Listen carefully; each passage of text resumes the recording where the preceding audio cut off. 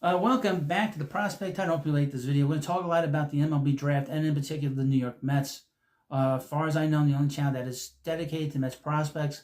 And the Mets are going to bring hopefully a boatload of prospects on Sunday and Monday, of course. There's going to be a 2-day thing now. It's not going to be a 3-day thing. And the first round will be, the first day of the MLB draft will be 3 rounds. And hopefully we'll be able to get through. It's a long show. It's going to be a 5-hour show, and I'll have that on the baseball hut. And I'll stick around to the Mets pick number 38. That's where we're at. This is an article I found from MLB.com. How will Mets approach this year's draft? Well, it's funny you should ask. Here's a rundown.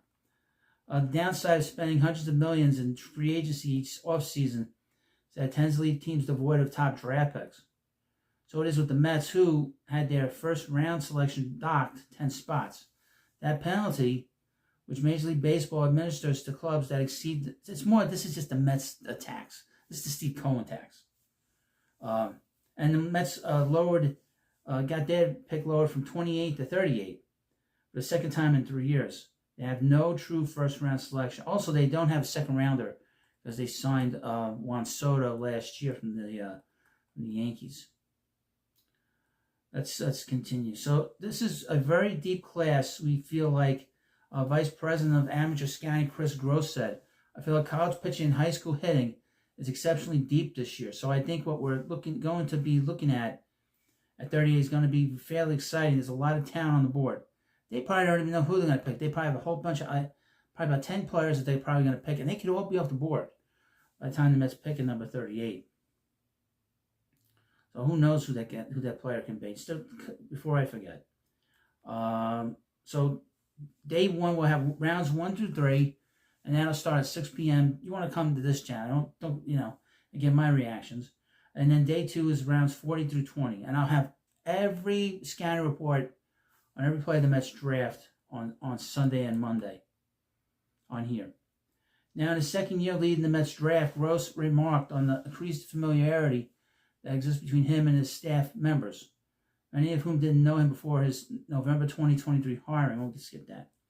Another difference from 2024 is that this year's draft only spans 2 days, instead of the usual 3. As a result, Gross and his crew have worked to construct a more comprehensive draft. So you got to be quick.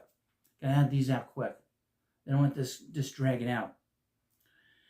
Quote, it's going to be a change, and I think the prep work we put into it will have us prepared and ready to go, Gross said. But the chaos will probably ensue, and it's going to go fast. Quick. Got to get this out.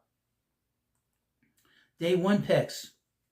Okay, number 38 and 102. So the Mets have the 38th overall pick and the 102nd pick.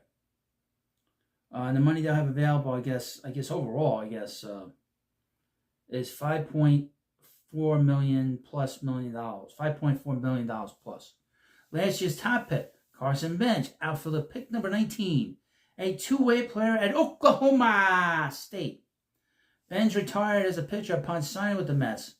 So far, the transition to become a full-time position player has agreed with Benj, who hit .302 over 60 games at High A Brooklyn and a quick promotion to Double A Binghamton. Currently, the Mets' number 3 prospect, Benj, has demonstrated his elite plate discipline and look to add more power as he matures. Now, here's the thing about him. He is going crazy in Double A, and we're going to talk a lot about him when we get to spring training next year and possibly being with the Mets next year. So, the Mets, the players they drafted and the players that have performed really well in the minor leagues have done a great job. And they're really going to push some of these young guys that the Mets have on their team right now, like Ronnie Mauricio, Mark Vientos, and Luis Angel Acuna, Brett Baty. These guys are going to get pushed, knowing that these guys are behind them. Just as an aside. Breakout 2024 pick, Will Watson. Starting pitcher, pick 203. The Mets selected several pitchers high in last year's draft, including second rounder Jonathan Santucci and third rounder Nate Doan. Their early success has been less surprising than that of Watson, a 7th-rounder from USC, whose velocity has ticked up to the mid-90s as a pro. Watson recently earned a promotion to High A Brooklyn and a spot on Pipeline's top 30 Mets prospect list at number 29. If all goes well, the Mets will come away with a class similar to the one they did last July, which has garnered strong early reviews, both internally and from third-party critics. Now, Gross, if you don't know, he was a guy that took care of these drafts with the Astros for many years. He drafted Drew Gilbert. He drafted Ryan Clifford. So this is a guy that has he was there a long time. The Mets selected college players with 16 at their first 17 picks last year. A trend that was partially a part of how the draft unfolded, but also something he considers typical in today's game. Because top high school players can always attend college and making money through the NIL system, they have more leverage than ever before. They're also riskier assets in general. As such, the Mets will only draft high schoolers than if the player checks every box in terms of talent, upside, and signability. The Mets did not sign they didn't draft too many high school players. Maybe 2 or 3 last year. High school, college, position player, pitcher.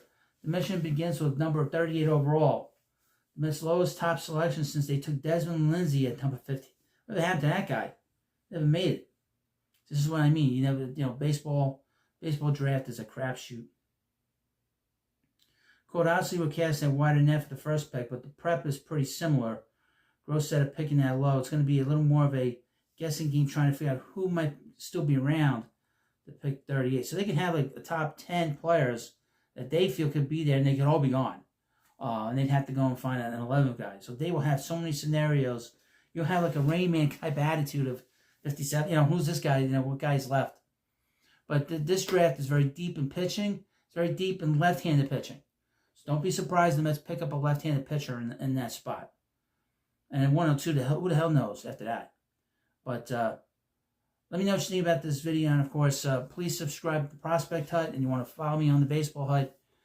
Plenty of stuff on the draft there. And I hope you come by. And I'll see you later.